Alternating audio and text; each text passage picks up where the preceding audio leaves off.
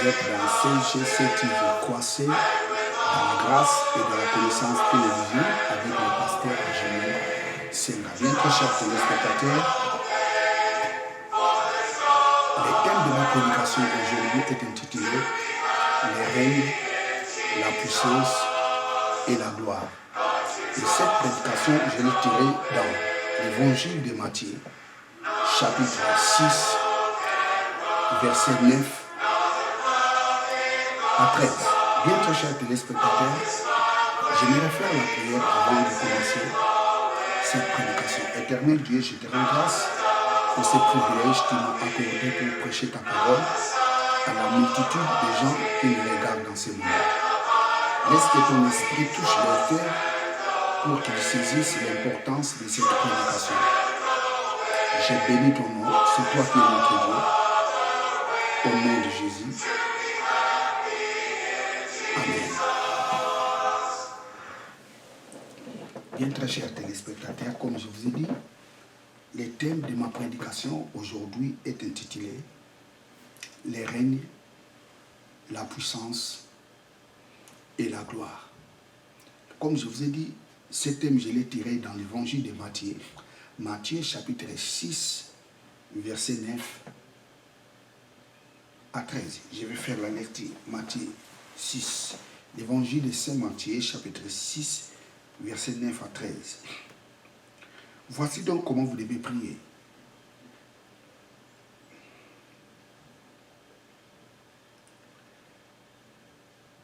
Notre Père qui est aux cieux, que ton nom soit sanctifié,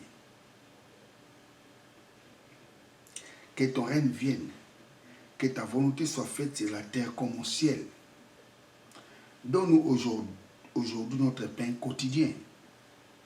Pardonne-nous nos offenses,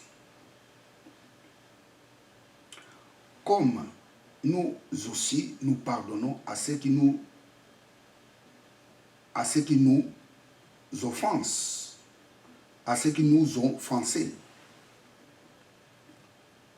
Ne nous induis pas en tentation, mais délivre-nous du malin, car c'est à toi qu'appartient, dans tous les siècles, les règnes, la puissance et la gloire.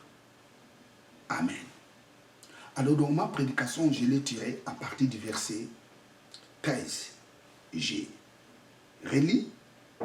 Ne nous induis pas en tentation, mais délivre-nous du malin, car c'est à toi qu'appartient, dans tous les siècles, les règnes, la puissance et la gloire. Amen. Vous savez, très chers téléspectateurs, dans cette prière dite Notre Père, Jésus a révélé trois choses qui restera toujours entre les mains de Dieu. Jésus nous a révélé trois choses qui restera pour l'éternité entre les mains de Dieu. Quelles sont ces trois choses? Ces trois choses, c'est les règnes, la puissance et la gloire. J'ai fait encore la lecture. Ne nous induis pas en tentation, mais délivre-nous du malin, car c'est à toi qu'appartient dans tous les siècles, car c'est à toi qu'appartient pour l'éternité, car c'est à toi qu'appartient pour toujours les règnes, la puissance et la gloire. Ces trois choses restera toujours entre les mains de Dieu. Dieu restera toujours le détenteur de ces trois choses.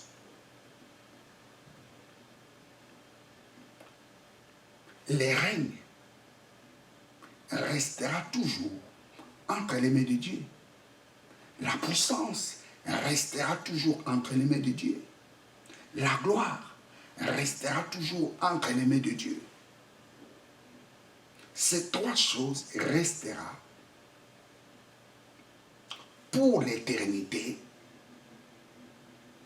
entre les mains de Dieu. Car c'est à toi qu'appartient dans tous les siècles.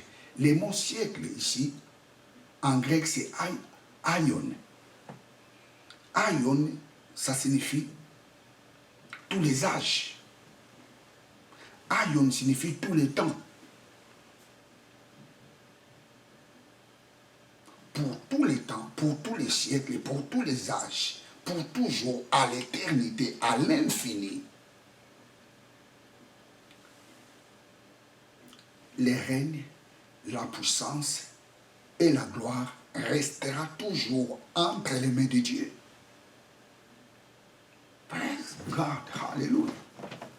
Oh, cette prière est fantastique.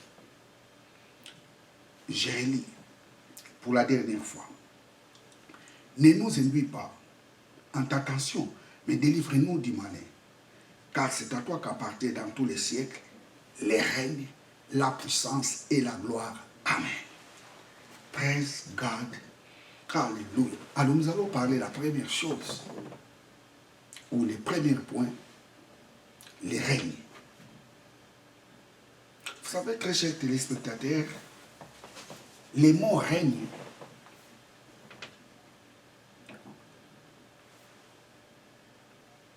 en grec, ce mot règne vient du verbe basileou. Basileou. Je vais essayer de l'écrire. Basileou.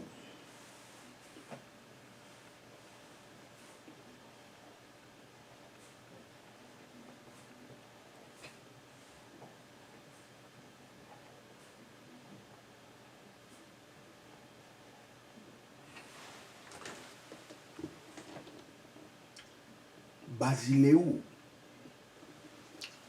Basileou, ça signifie, Basileou, ça signifie être roi ou régner.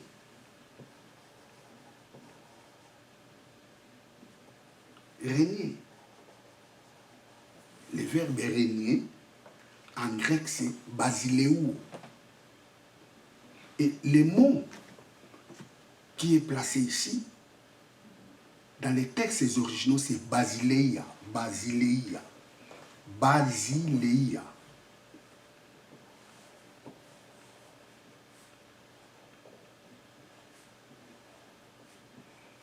Basi.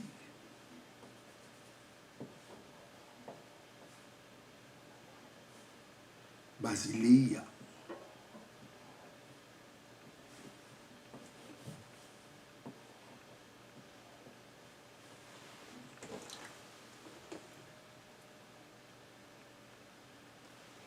Basileia, où je l'écris en grand caractère pour que vous puissiez bien voir.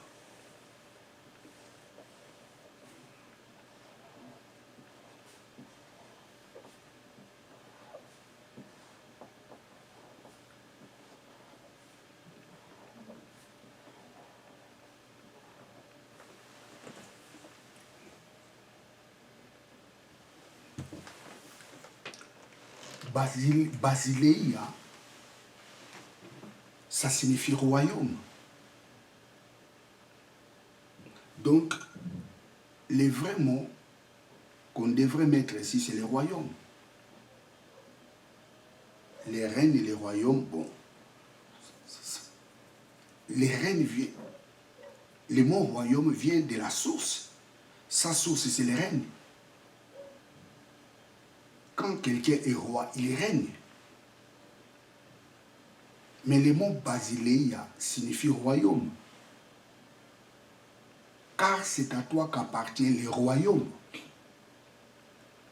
Et les Anglais l'ont bien traduit. Ils ont dit kingdom. Kingdom signifie royaume. Car c'est à toi qu'appartient le royaume, la puissance et la gloire.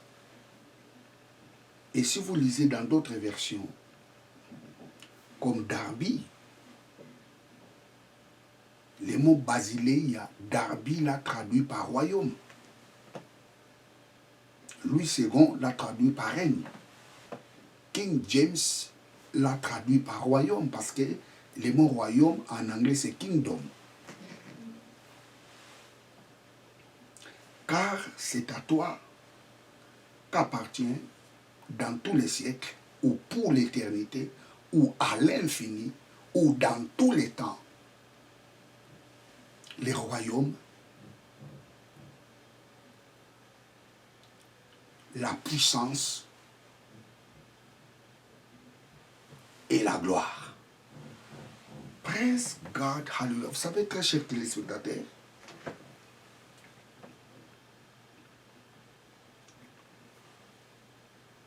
comme le royaume appartiendra pour toujours entre les mains de Dieu, cela signifie Dieu est roi.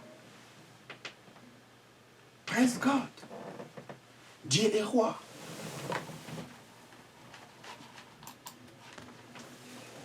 Dieu est roi. La Bible nous dit,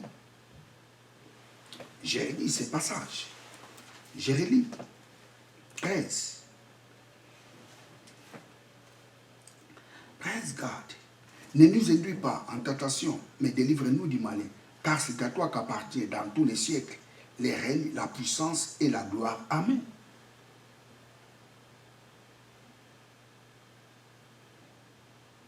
Praise God. Car c'est à toi qu'appartient.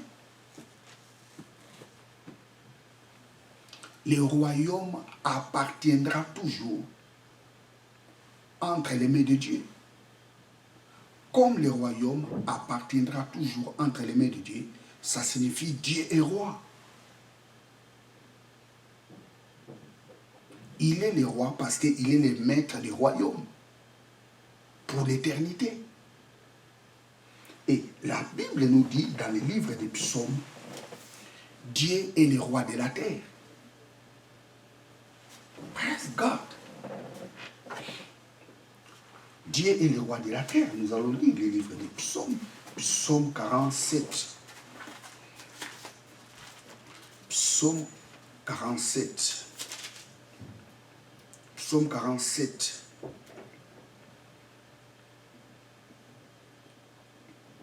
Psaume 47, verset 2.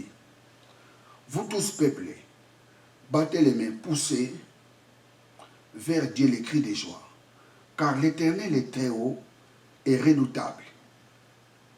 Il est un grand roi sur toute la terre. Ici, c'est écrit dans le verset 3. Et dans d'autres versions, c'est dans le verset 2. Donc, dans la version que j'ai, c'est Psaume 47, verset 2 et verset 3. Dans d'autres versions, c'est verset 2. J'ai relu les versets 3.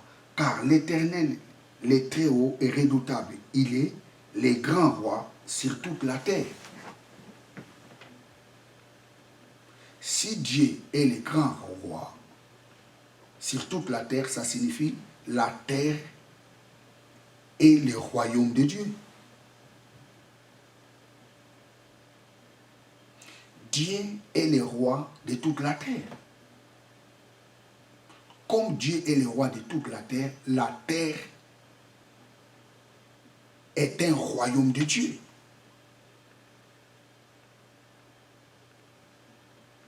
Nous allons encore lire ce même passage, Psaume 47, verset 7. Chantez à Dieu, chantez à notre roi, chantez,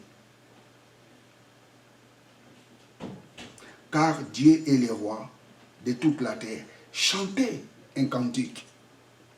J'ai lu Psaume 47, verset 7 à 8.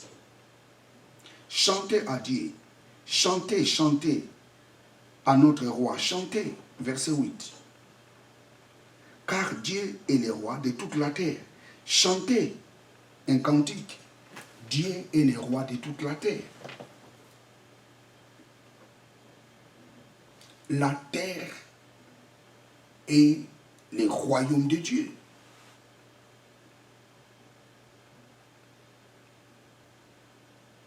La terre appartient à Dieu. La terre appartiendra pour toujours à Dieu. Aujourd'hui, les gens sont devenus les maîtres du monde. Laisse-moi vous dire qu'ils ne sont pas les maîtres du monde. Les maîtres du monde, c'est Dieu. Jésus nous révèle 3 choses dans la prière dite Notre Père. Dans le verset 13, Jésus nous révèle le royaume, la puissance et la gloire resteront toujours entre les mains de Dieu, pour toujours.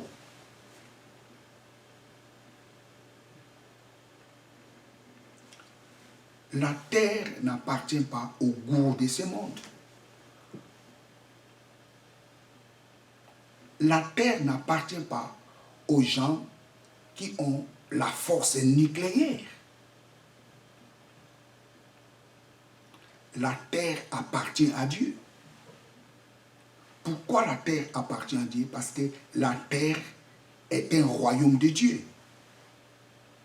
Dieu est le roi de toute la terre. Personne ne peut frapper la poitrine disant que je suis le maître de la terre. Vous savez, il y a des gens qui se sont autoproclamés des superpuissances de la terre. Non. Les superpuissances de la terre s'appellent Dieu. C'est lui qui est le maître de toute la terre. La Bible nous dit dans les livres des psaumes, Dieu est le roi de toute la terre. Praise God. Et Jésus, dans la prière de notre Père, il nous a démontré que le royaume appartiendra toujours à Dieu. Praise God, hallelujah, hallelujah. Dieu est le roi de toute la terre. La terre est un territoire de Dieu. La terre est un territoire de Dieu. Toute la terre est un territoire de Dieu. C'est son territoire. C'est son royaume. Dieu est le roi de toute la terre. Praise God, hallelujah. Nous allons lire Psaume 24, verset 1. Psaume 24, verset 1. Psaume 24. Psaume 24, verset 1er. Psaume de David. À l'Éternel la terre et ce qu'elle enferme, le monde et ce qu'il habite. Le livre des psaumes nous dit la terre appartient à Dieu.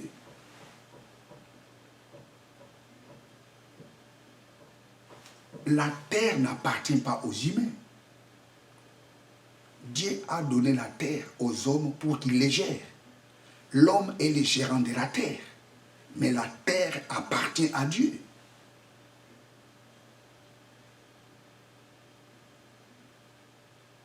Vous savez, dans les jardins d'Éden, Dieu a dit à l'homme, gardez la terre. L'homme est le gardien de la terre. Mais il n'est pas le propriétaire de la terre. Les propriétaires de la terre s'appellent Dieu. Même les gens qui habitent sur la terre appartiennent à Dieu. Vous savez, quand quelqu'un se dit il est athée, des fois, oui, c'est son droit de le dire. Mais c'est une grosse erreur.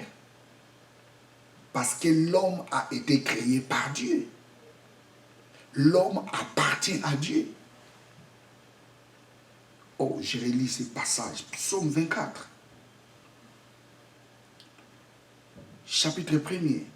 Et plutôt le verset 1er. Psaume chapitre 24, chapitre et verset 1er. Psaume de David. À l'Éternel la terre et ce qu'il enferme. Le monde et ce qu'il habite. Le monde appartient à Dieu. Et les gens qui habitent dans le monde l'appartient. Tous les hommes appartiennent à Dieu. Praise God, hallelujah. Psaume 50, verset 12. Psaume 50, verset 12. Si j'avais faim, je ne te le dirais pas, car le monde est à moi et tout ce qui les renferme. Dieu dit, hey, si moi j'ai faim, je n'irai à personne, parce que le monde m'appartient. Tout ce qui se trouve sur la terre m'appartient. Alléluia, alléluia. Tout ce qui se trouve sur la terre l'appartient. Les arbres, les forêts, les animaux, les humains, tout ce qui se trouve sur la terre appartient à Dieu. L'homme est le simple gérant de la terre. Il n'est pas le propriétaire de la terre. Praise God, hallelujah. Psaume 88, Psaume 89, verset 11.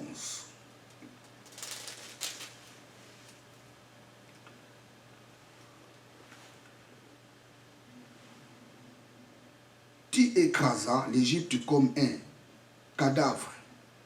Tu dispersas tes ennemis par la puissance de ton bras. 12. C'est à toi qu'appartient le ciel et la terre. C'est à toi qui as fondé le monde et ce qui l'enferme. Je relis encore le verset 13. Tu as créé le monde. Praise God. Non, je commence le verset 12. C'est à toi qu'appartient le ciel et la terre. La terre et le ciel qu'appartient à Dieu. C'est toi qui as fondé le monde. C'est Dieu qui a fondé l'univers. Le cosmos. C'est Dieu qui l'a fondé. Et ce qui l'enferme. Les étoiles, tout l'eau, les hommes, les océans, les montagnes. La Bible nous dit dans les livres des psaumes, toutes ces choses appartiennent à Dieu. Praise God, hallelujah. Je n'ai pas encore un autre. Il y a plein de passages qui démontrent que Dieu est le maître de toutes choses. La terre est un territoire de Dieu. Parce que tu ne peux pas parler que tu ne peux pas parler que tu es roi si tu n'as pas un territoire. Dieu est roi, son territoire c'est la terre. La terre est un royaume de Dieu. C'est son territoire. Tout ce qui se trouve dans la terre appartient à Dieu. L'eau, les océans, les humains, les animaux, toutes ces choses appartiennent à Dieu.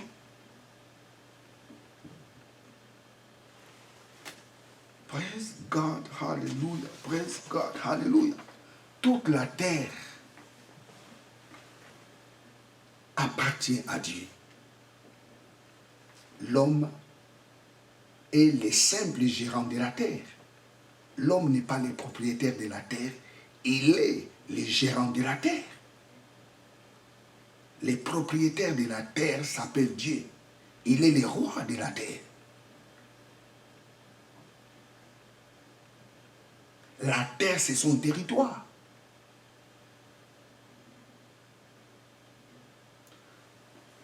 Praise God, hallelujah. Nous allons lire Psaume 115. Psaume 115, verset 16. Psaume 115, verset 16. Les cieux sont les cieux de l'Éternel, mais il a donné la terre aux fils des hommes. Les cieux, des cieux qu'appartient à l'Éternel, mais il a donné la terre aux fils des hommes. Dieu a donné la terre aux humains. Dieu a donné la terre aux hommes pour qu'ils gèrent, pour qu'ils habitent. L'homme n'est pas le maître de la terre, l'homme est le gérant de la terre. Praise God. Alléluia. Praise God. Alléluia. La terre est, ou je dirais la terre est un royaume de Dieu. C'est son territoire. C'est son royaume. Il est le roi de la terre. Vous savez, très chers téléspectateurs, les jours où l'homme a désobéi à la voix de Dieu, Dieu a décidé de tuer l'homme. La Bible nous dit dans l'Épître aux Romains, le salaire du péché, c'est la mort. Les jours où l'homme est devenu pécheur, Dieu a réservé la punition pour l'homme. Cette punition était la mort.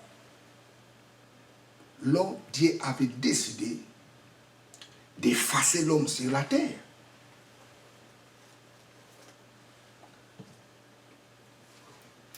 Praise God.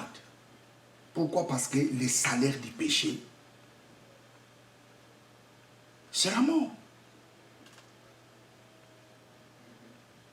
Dieu dit à Adam, les jours où tu mangeras cette fruit de l'arbre dont je t'ai interdit, certainement tu mourras. L'homme a mangé cet arbre et ce qui lui a été réservé, c'est la mort. La mort parce qu'il a désobéi. Il a désobéi à la voix de Dieu. Praise God, hallelujah. Mais écoutez, très chers téléspectateurs,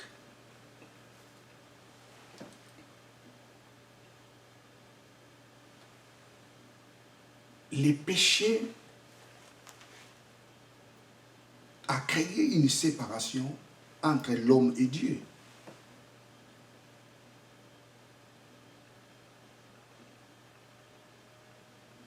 Les péchés avaient créé une barrière entre l'homme et Dieu. Il y avait une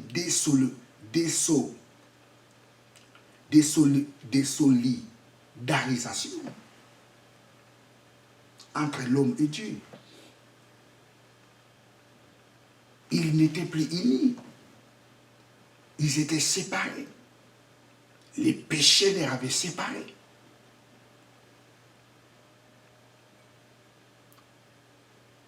Praise God, hallelujah. Mais écoutez, très chers téléspectateurs, quoique l'homme était séparé avec Dieu, mais Dieu voulait toujours les récupérer. Dieu voulait toujours récupérer l'homme.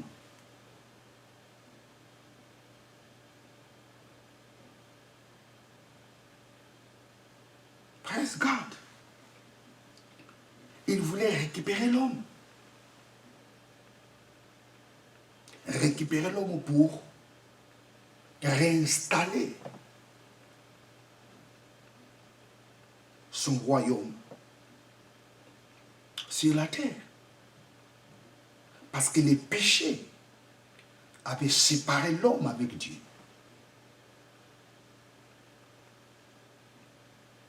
L'homme était sur la terre sans Dieu, sans l'appui de Dieu, sans l'aide de Dieu. L'homme marchait selon ses pensées. Et la Bible nous dit que les pensées de l'homme allaient toujours vers le mal. Mais Dieu avait toujours l'idée de récupérer l'homme. Récupérer l'homme pour réinstaller son royaume sur la terre.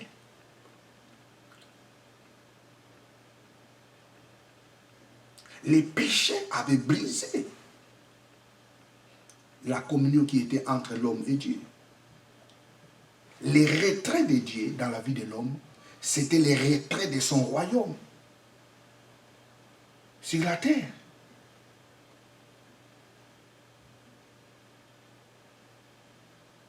Praise God. Et Dieu, pour réinstaller son royaume sur la terre, qu'est-ce qu'il a fait?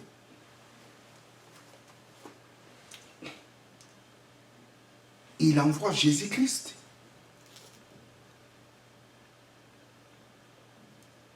Dieu envoie Jésus-Christ pour réinstaller son royaume sur la terre. Vous savez, très chers téléspectateurs, Jésus, quand il était venu,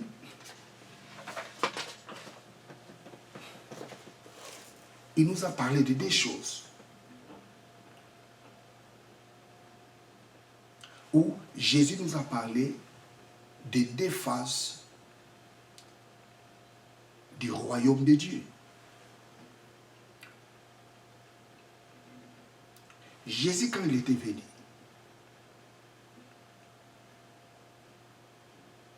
il nous a amené le royaume de Dieu spirituel. Ça, c'est la première phase. Les royaumes de Dieu spirituels.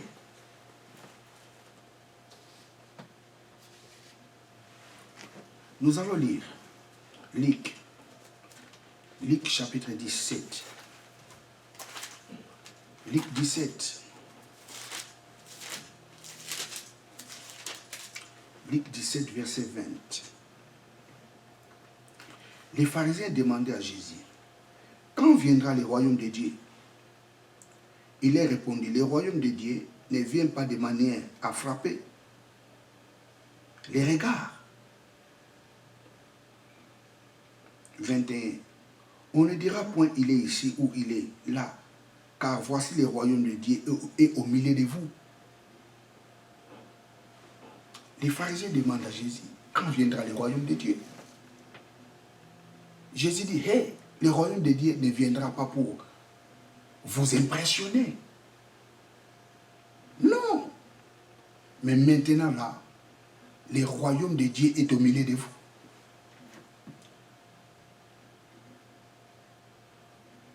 Praise God.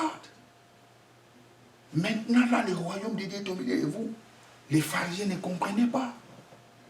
Jésus leur disait, hey, je suis le porteur de ce royaume. Le royaume de Dieu n'est pas là pour frapper les gens, pour impressionner les gens. Mais maintenant, là, le royaume de Dieu est au milieu de vous. Jésus était le porteur du royaume de Dieu. Et ce royaume d'abord était spirituel. Vous savez, Jean-Baptiste, qu'est-ce qu'il dit? Nous allons lire Matthieu chapitre 3, verset 1er. Matthieu chapitre 3, verset 1er. Matthieu chapitre 3, verset 1er. Matthieu chapitre 3, verset 1er. Matthieu chapitre 3, verset 1er. En ce temps-là, Paris Jean-Baptiste, prêchant dans le désert de Judée, verset 2, il disait, répentez-vous car le royaume des cieux est proche.